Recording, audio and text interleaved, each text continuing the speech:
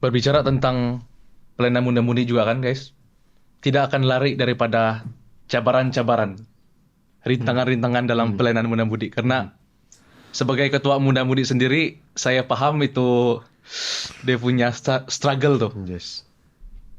Tidak senang ah? Susah. Senang nggak? Hati yang mau melayani saja. Ya.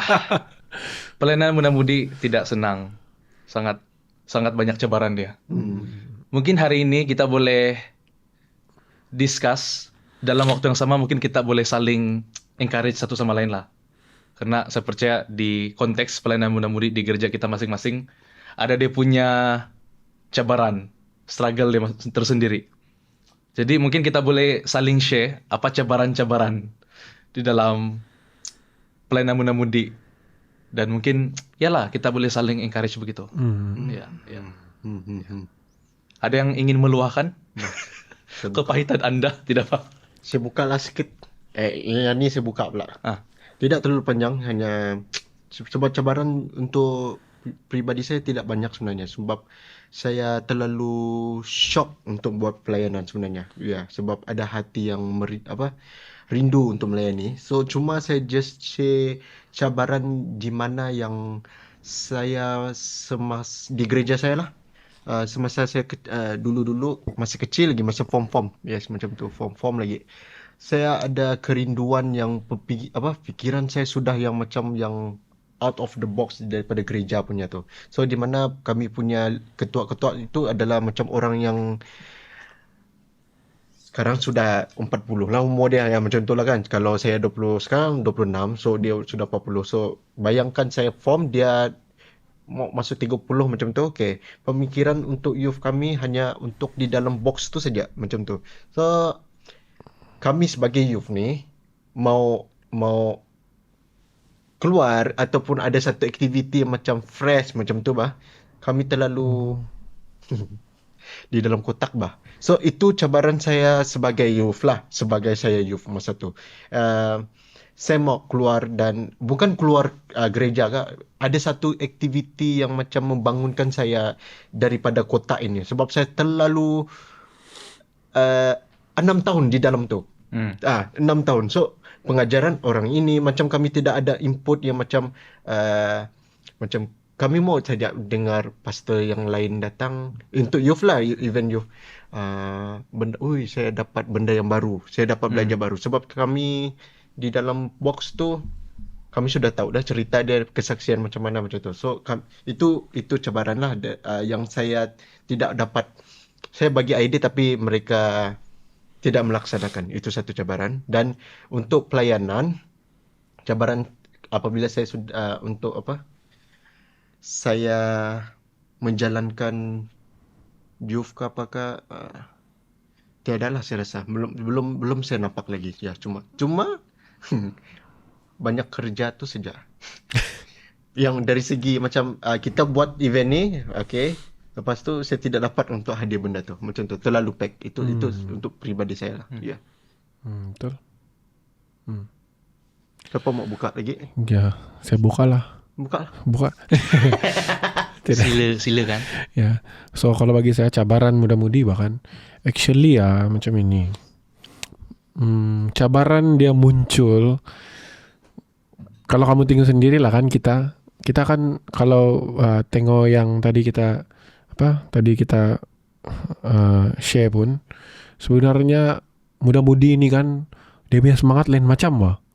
Kan kita betul-betul yang betul-betul enthusiast lah.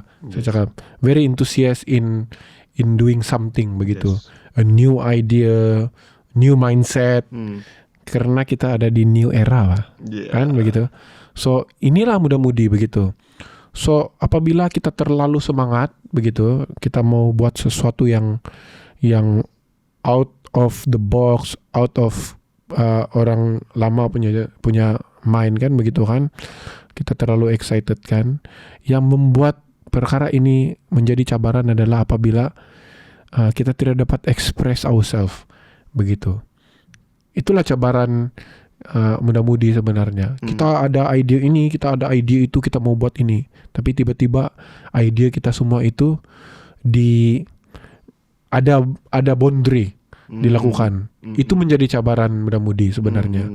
Ya, karena bagi saya kalau kita bukan memberikan kebebasan sepenuhnya, karena kita memerlukan sebenarnya, walaupun kita semangat, anak-anak muda ini, anak muda-mudi inilah, walaupun semangat, kita masih perlu nasihat daripada orang-orang yang lama begitu kan, sebab orang-orang lama ini berpengalaman dan mereka punya nasihat ini, what we call nasihat yang ada wisdom begitu kan, for us. Jadi kan memang kita perlu nasihat, cuma itulah, why not dengar dahulu idea dan kita sama-sama persetujui kan bersama mana yang boleh kita lakukan dan mana yang kita tidak boleh lakukan, dan if we want to do it, apa consequences dia begitu kan. Sebenarnya tidak ada masalah sebenarnya semua itu. And in the same time sebenarnya kan kita mau memberikan the future of church ataupun Christianity is on the next gen begitu. Kalau hari ini muda-mudi ini tidak membuat kesilapan, what they learn untuk masa akan datang kan, kalau semua perfect saja, apa yang kita belajar?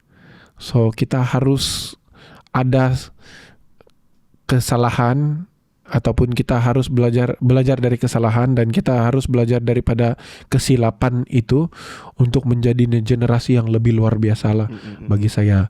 So jangan berikan mereka boundary muda-mudi, tetapi try to understand them dan biar mereka belajar sesuatu daripada ide-ide yang mereka lakukan itu. Karena bagi saya disitulah yang seperti yang saya cakap tadi lah, trust itu muncul melalui keterbukaan ini begitu. So yalah, macam saya cakap tadi, cabaran itu melalui itulah, kalau apabila mereka punya idea ataupun mereka punya kebebasan itu to express generasi mereka sendiri,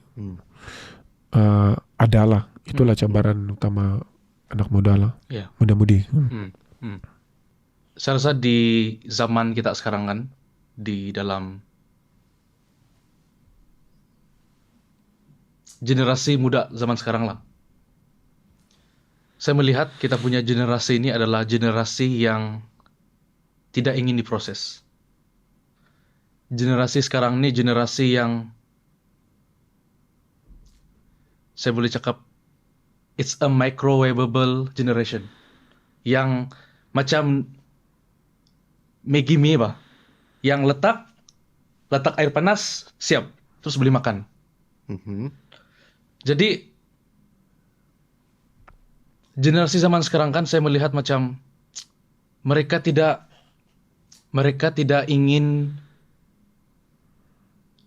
keluar dari kepompong. Mereka tidak mau diproses. Kalau boleh terus ada result, terus ada dia punya hasil dia dalam waktu yang singkat. Mereka tidak mau lama-lama. Kalau boleh shortcut, kalau boleh tanya AI, settle. Wih, deep oh. ChatGPT gak nih? Jadi dengan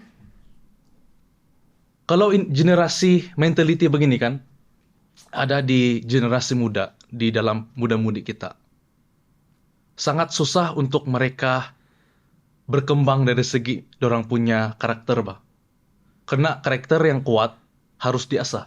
Betul.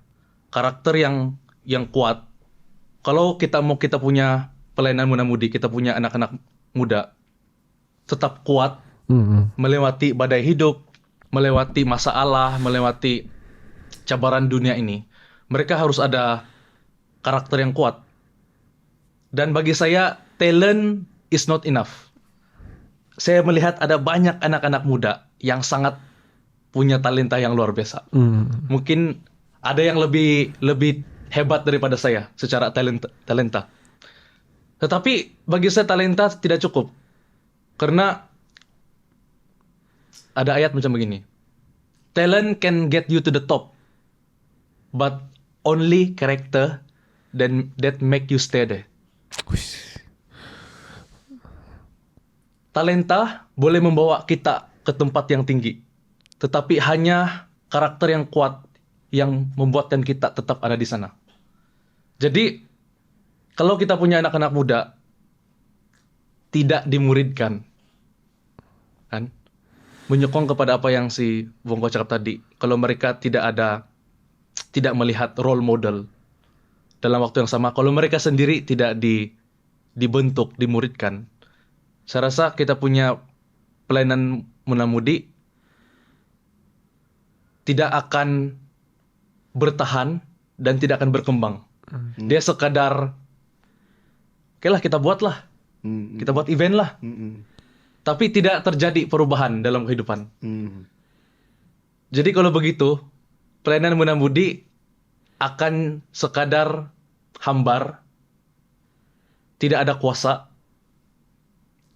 Dalam kata lain, kita cuma pada akhirnya kita syok sendiri sajalah dalam pelayanan. Kita boleh buat 100 event, tapi dalam 100 event, adakah hidup mereka diubah begitu? Terutamanya kepada pastor dan pemimpin lah, supaya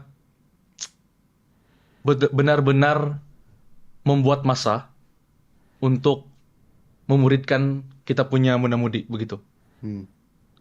Sebab hanya ketika kita punya munamudi, kita punya generasi muda melewati pemuridan, baru saya percaya mereka akan tetap kuat begitu Pak.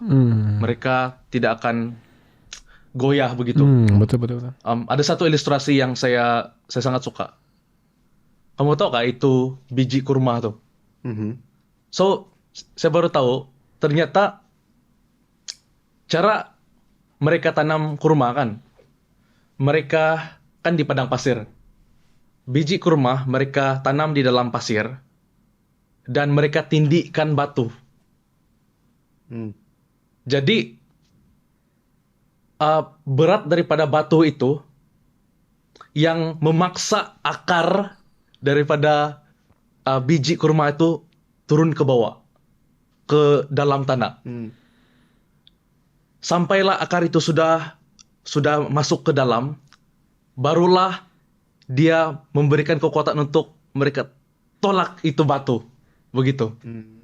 Jadi berarti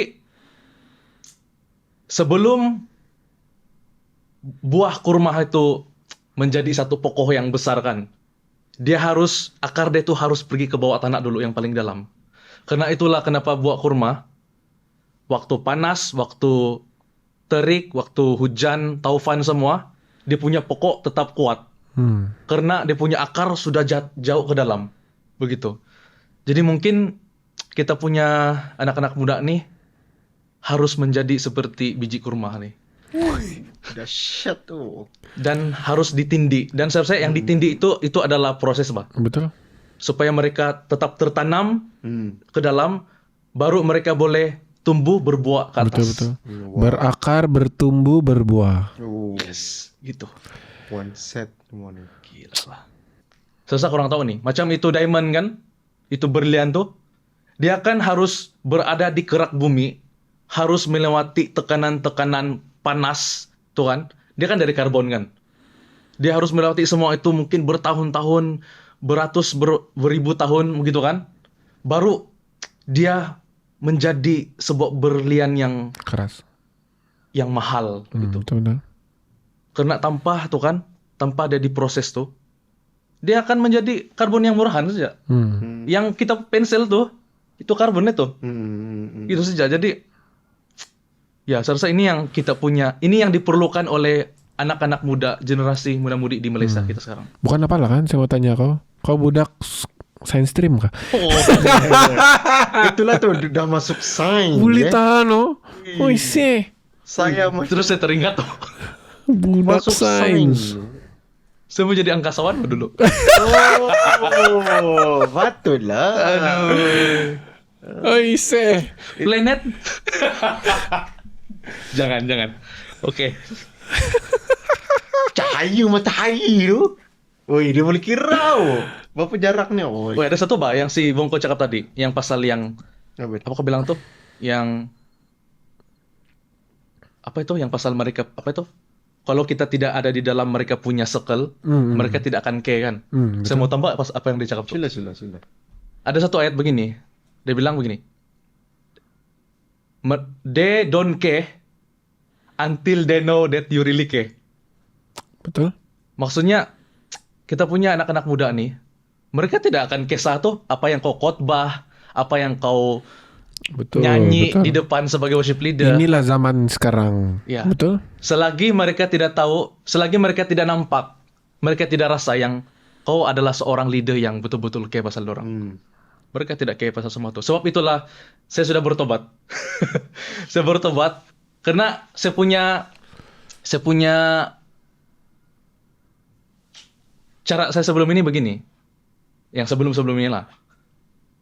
Saya boleh mungkin khotbah, saya mungkin boleh nyanyi atau main musikan di gereja.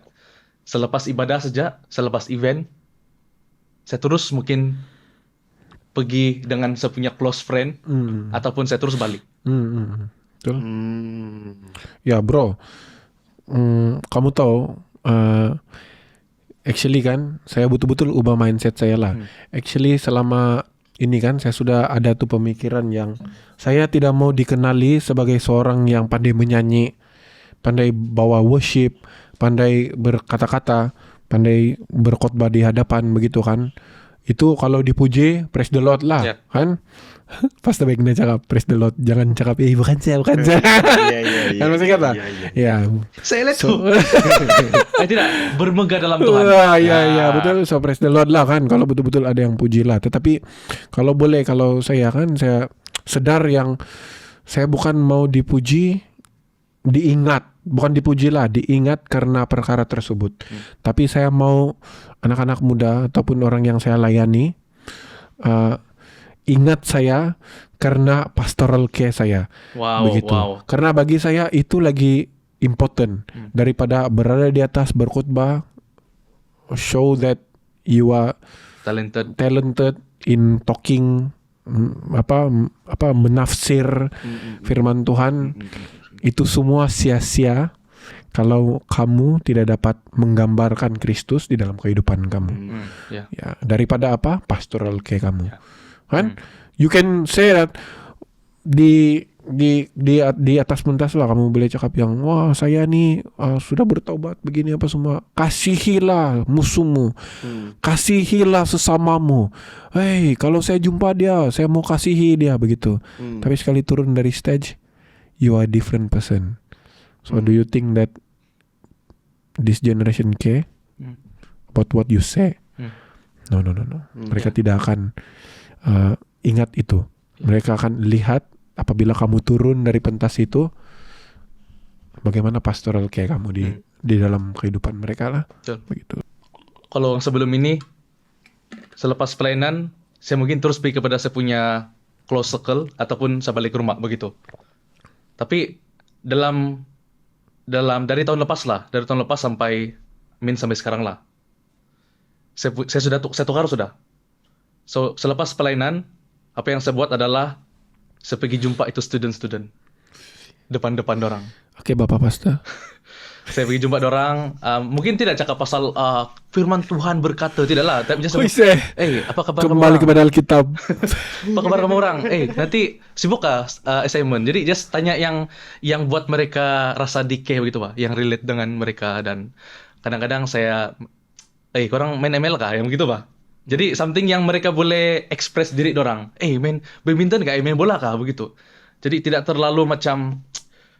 So basically build connection lah, build relationship dengan mereka, begitu, dan menunjukkan kita betul-betul genuine begitu. Dan itu saya bukan buat tuh, itu betul-betul saya mau ubah saya punya style juga secara sebagai seorang pemimpin, supaya apa yang saya cakap di atas pentas itu hidup begitu. Apa yang aku cakap tadi lah, bukan sekadar kita pandai cakap, tapi kita juga melakukan itu di luar pentas. Betul. Ya, gitu.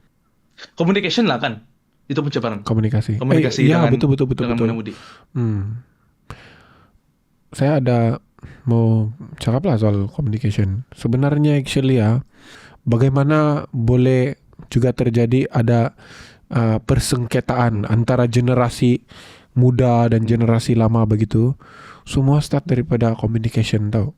Ya, karena kalau contoh apa yang buat communication ini kadang-kadang slow kita tidak memilih perkara yang baik tau. Kadang-kadang kita masih lagi macam yang suruh itu anak muda sendiri teka apa yang kita cakap. Mana boleh begitu kan? Kita bukan nujumpak belalang untuk mau teka apa isi tersirat. Assume ya, mereka paham nih begitu ya, apa isi tersirat begitu. So if you want to talk with this next generation, saya rasa kan kita harus jadi a real man begitu, dan juga sangat terbuka. Kalau ada yang kita tidak puas hati, so nasihat ataupun berikan pendapat yang memberkati lah. Janganlah terus marah apa semua. Yang membangun lah. Iya, yang membangun, yang memberkati lah begitu kan. Ya, jadi kita kena lihat itu juga lah. Sebab kalau contoh kita sendiri takut mau bagi pendapat begitu kan. Jadi kau bagi gambaran saja yang kau tidak puas hati begitu. Susah, miscommunication itu. Begitu. Jadi itu yang harus dilihat lah. Ya. Berbicara tentang menegur kan. So, itulah kita punya generasi zaman sekarang kan, mereka sensitif bah. Very sensitive. Very sensitif kan. Kena tegur sedikit, dia mau pergi gereja lah. Ya. Merajuk. Ya, sikit-sikit merajuk. Yang paling hebat lagi, ada beberapa kali saya perasan ada anak muda nih. Dia terus pergi post di dia punya WhatsApp story ini. Apalah pemimpin tuh begitu. Tapi bukan saya lah. Tapi saya tahu dengan siapa dia cakap. Gitu. Tapi oh my god, di WhatsApp story lah. Bertobat lah guys. Tapi mungkin begini juga, sebagai pemimpin saya rasa apa yang kita boleh buat, dan ini saya cakap dengan diri saya sendiri lah. Kalau kita mau tegur pun, jangan tegur secara publik ataupun dalam grup WhatsApp begitu. Oh yes. Tegur dia secara personal. Betul. Begitu. Jadi dia lebih macam dia sejak lah begitu. Tidak perlu orang, sepuluh kau tegur di waktu di gereja kan, ataupun di grup WhatsApp kan. Betul. Tidak sesuai lah sebenarnya. Tidak sesuai, dan itu adalah saya panggil pengumuman. Iya, betul. Announcement. Jadi kasih malu dia lah. Betul. Memalukan dia. Ya, dan sorry ya. Actually kita bincang pasal WhatsApp sekarang sudah jadi tabiat tau di gereja-gereja. Sikit-sikit mau komplain di WhatsApp. Sikit-sikit mau komplain di WhatsApp begitu. Bukan sampai personal bukan. Iya. Sebenarnya bagus ada WhatsApp supaya kita boleh ada communication lah begitu. Tapi bagi saya grup WhatsApp itu adalah tempat untuk kita update info begitu. So kalau ada perkara-perkara untuk dinasihati ataupun untuk yang kita rasa macam perkara yang penting begitu kan, why not jumpa pribadi tersebut dan tegur dia secara personal begitu. Sebab apa? Kalau dia nampak kita secara physical ataupun kita call dia tahu kita punya ekspresi macam mana, dia tahu macam mana emosi kita, dia tahu macam mana kita punya nada begitu kan. Jadi tidak ada assumption begitu. Sebab kalau kita WhatsApp saja, sebenarnya kita type di WhatsApp itu kita punya type itu macam contoh kita di dalam emosi yang baik begitu. Tetapi orang yang membaca dia, yang kena tegur itu, dia baca, dia terus ada dia punya bayangan sendiri. Masa kau type itu kau macam marah-marah begitu kan, sedangkan kau tidak marah begitu. So ada assumption yang tidak baik, jadi miscommunication. Miscommunication jadi perkara yang tidak membangun sesama lah begitu.